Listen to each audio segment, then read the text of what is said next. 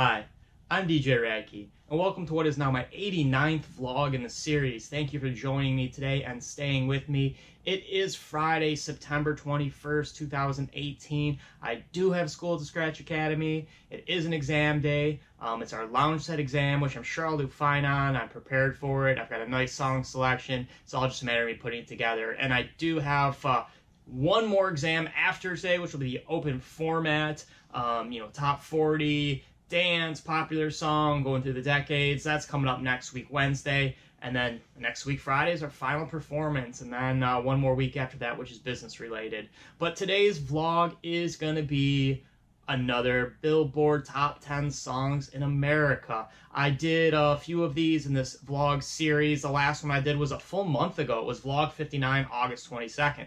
We'll start with number 10, Love Lies by Khalid and Normani.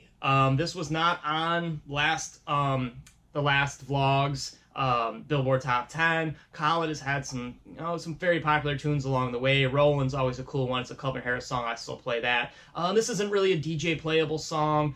It peaked at number 9. I don't think it's gonna go any higher than this. It's a quiet love song ballad. It makes the top 10 just based on the fact that Khalid's a pretty big artist. And people look for songs like this, kind of a love comforting song. So I'm not gonna rave about it or give it a thumbs down, but it's a top 10 song in America. Number 9 is Taste.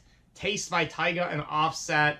Last week it was number 10, peaked at number 8. I'm pretty surprised. I never really dug this song when it first came out. I didn't really like it. I'm not a huge Tyga fan, even though I do still play Rack City. I am surprised that it's hung around so long. I thought it was kind of a summer song, it would die. But it does have Offset on it, and Offset's still super popular. And it's got a nice kind of club, kind of bouncy, kind of bob your head to. So it hangs around the top 10 as well. Number 8, Sicko Mode. Love this song. It's an awesome song. Probably one of my new favorite songs now of the fall, we'll call it. It's a Travis Scott song. Who I'm a fan of Travis Scott, and I am a Drake fan. I think if you're a DJ, you have to be a Drake fan. It's just part of the business. Last week was number 9. It peaked at number 4. It's a cool song. It's almost like 3 songs. It's hard to play as a DJ because it starts out and there's just a very dramatic change in the song, and then it escalates, and then Drake comes in, and then there's really no good coming out point of it. I've heard other DJs say they'll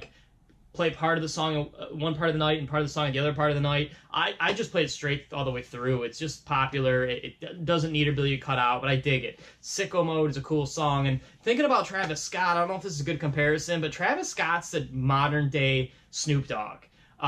He's got that persona. He's a celebrity. He's in the news. He's got the look. He's got the swagger. He puts out hits. He puts out full albums with multiple hits. He's on other people's tracks.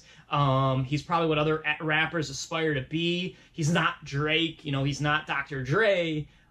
He's kind of like the top tier, but not the top of the top tier. He's not like the Jay-Z, Ice Cube tier. He's the Snoop Dogg tier, and that's no discredit or insult to either of them. I think they're both great artists. I'm a big Snoop Dogg fan, but I feel like Travis Scott's definitely the modern day Snoop Dogg. I don't know if that's a good analogy or not, but anyway, number 7, Fifi. Fifi is a song by Nicki Minaj and 6ix9ine. It's a dumb song. People dig it. It's gonna hang around the top 10 just because it's a dumb song. It's easy to listen to. Last week it was 4, peaked at 3. I get requests for it. Frat party I did, I got a couple of requests for it. I think it's like a college girl song. It's not a good song, but somehow people dig it. I don't know. It's just a dumb rap song. Number 6, I love it. Kanye West, Little Pump, and this is a new entry. So let me a little side story on this song. Kanye West is kind of like randomly dropping new tracks here and there. He dropped a song called Ecstasy, which I thought was cool. It was super weird, super whacked out, but not really playable. So this is kind of like another song he's kind of dropped without really dropping a new album. And Shinobi, of course, the child prodigy Shinobi said, "Hey, dude, have you heard this new Kanye West song?" And this was 2 weeks ago. Probably just came out. Shinobi, literally just got it off the internet. It just came out that day. Listened to it, and I was like, wow, this is, super dirty. I got a clean version of it, but this is a really aggressively, sexually dirty song that even with edits, it's fairly obvious to figure out what they're saying. So I never really thought I'd get much traction airplay-wise or popularity-wise. I thought it would be just like the last song he did, Ecstasy, where it was whatever. It was cool, it was good, but it's not really gonna hit the radio. And luckily, I downloaded it that day. Shinobi told me it was the day of the my second Wednesday night Tilted Kilt event, and the guy throwing the event came up to me right away and was like, "Hey, do you have I Love It by Kanye?" I'm like, yes. And I was thinking in my head, I downloaded it like an hour ago. Awesome. The guy who's throwing the event, I can play his request. And I played it again this week at the car show, and it's super filthy, even with the edits. But hey, people like it. It's a number 6 song in America. It'll probably creep a little higher. The video's pretty whack. Lil Pump is a whack artist, but it's what America likes right now. Number 5, the Lucid Dreams, Juice WRLD. Peaked at number 3. And I've talked about this. It showed up in every time I've done one of these Billboard top 10s through the course of this vlog series. It's been on the top 10. I talked about it on my podcast with David Paul and Mike Wise, how ridiculously boring and depressing of a song this is, and yet it just clings to the top 10. It's actually moved up. Last week was 7. How does this song move up? It's been on the top 10 throughout the whole summer. It's so depressing, and I think drawing another analogy as far as Lucid Dreams goes, it's like Te Bote, where it's like I have no idea. I cannot process the fact that Te Bote is a popular club song. Like, I don't think Te Bote is a bad song. I just am shocked when I hear it at every club and everybody wiles out to it. Like, oh, Te Bote, the song of the night. And I'm listening to it like, how is this even playable? And I feel like the same way about Juice WRLD. Like, how are all these people wiling out to it? Like, some songs are really fun and really good and you get it. You knew I Like It by Cardi B was going to be a hit when you heard it. And I understand it's super played out now because it's been around for months and it's lame now. But when it first came out, I understood why God's Plan was a hit when it came out. I understood why certain songs, when they come out, like, okay, I know I'm going to have to play this. I know it's going to drop. And with Juice WRLD and with Te Bote, I'm like, I don't play them unless it's a specific request or I have to, because I don't think they're good songs. But yet, America thinks they're good songs. They're depressing, and yet people are shaking and dancing to 2 very depressing songs. So that's my parallel and my take on Spanish music at the moment. Obviously, I'm not a fan of Spanish music, especially not Te Bote, and it's not a horrible song. It's just I don't understand why people super dig it. But anyway, let's move on. Better Now. I talked about Post Malone before. I'm not a big Post Malone fan. He drops good songs. It's more of a younger generation kind of deal. It's a nice radio song. I get why it's a top 10 song. It's catchy, and Post Malone is like the coolest kid on the block right now. So that's number 4. It's at its peak right now. Number 3, I Like It, of course. That's probably the song of the late summer. Peaked at number 1. Of course, Cardi B is not going away. She seems for real. So get used to her. Get used to her is in the fact that she's also the number 2 song. Girls Like You, Maroon 5 and Cardi B. Last week it was number 2 as well. It's at its peak. It's a good Maroon 5 song. It's not a great Maroon 5 song. It's not really a Cardi B song. She jumps in at the end. It's an odd. I've spoken about this song before, where it's like, it's almost like Maroon 5's agent or their publicist was like, hey, let's get Cardi B on a track. Like, which one would you put her on? Let's put her on Girls Like You. Where? Just throw it at the end. It'll be a hit. And they were all right. Maroon 5, Cardi B, and whoever put those 2 together, because it's not a natural match, but song's very popular. It's the number 2 song in America.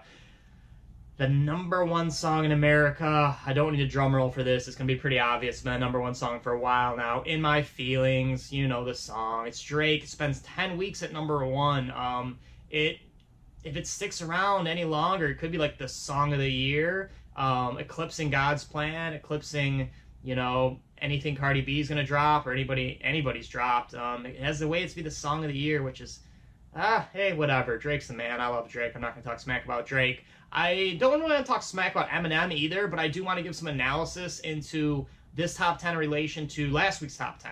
So Kamikaze, Eminem's new album, dropped a couple weeks ago. It's got 11 songs on the album, and 2 are skits, which is ridiculous. So essentially 11 songs on his album. Last week on the Billboard Top 100, all 11 songs are on the top 100, which is mind-blowing, because a couple of them are unlistenable. To be on the top 100, I was floored. I mean, when Drake dropped his album, he scared it across the top 100, but some of the songs are good, and a lot of them are still on the top 100. So I analyzed the Kamikaze album on Vlog 75, when I did September 7th. I did album reviews, and that was one of them, and I gave it a horrible review. You can check out the vlog, see for yourself. The first 3 tracks were good, and I can understand why maybe those 3 tracks would make the top 100, but none of them should have made the top 10. So to give you a review of what happened in last week's top 10, just for relevance, of all 11 songs in the top 100, 6 Lucky You is now 18. 8 The Ringer is now 39. Fall, which was number 12 last week, is now 34. Kamikaze, which was 16 last week, is now 77. Greatest, which was 23 last week, is now 84. And then Not Alike, Normal, Stepping Stone, Venom, Nice Guy, and Good Guy, all around the top 100. None of them are even on there anymore. So now only 5 of the 11 songs are on the top 100 still. Next week there might be 3, and then maybe we might have 1 in the top 100 in 3 weeks. It just shows you that people bought the album and didn't like it. Otherwise, it would have to pick up some steam. How can you have that many songs fall off the map that quickly within 1 week? I'll give a shout out to The Ringer. That was probably one of my... that's the first song on the album. It's actually a pretty good song. I was thinking about playing Lucky You at my gig on Wednesday. It was the right vibe, the right crowd. I wanted to drop an Eminem. It's got a nice verse by Joyner Lucas, which kind of makes the song, actually. And I'm like, man, if I'm going to play Eminem, I'm going to play Lose Yourself. Because I'm not going to play like 3 Eminem tracks tonight. It's only a 3-hour gig. So if I do play 2 Eminem songs, play Lose Yourself and maybe Slim Shady or something like that. But regardless, I didn't drop it. I dropped Lose Yourself. I'm glad I did too. It's a much, much, much better song. But anyway, that's kind of how the top 10 shifted up.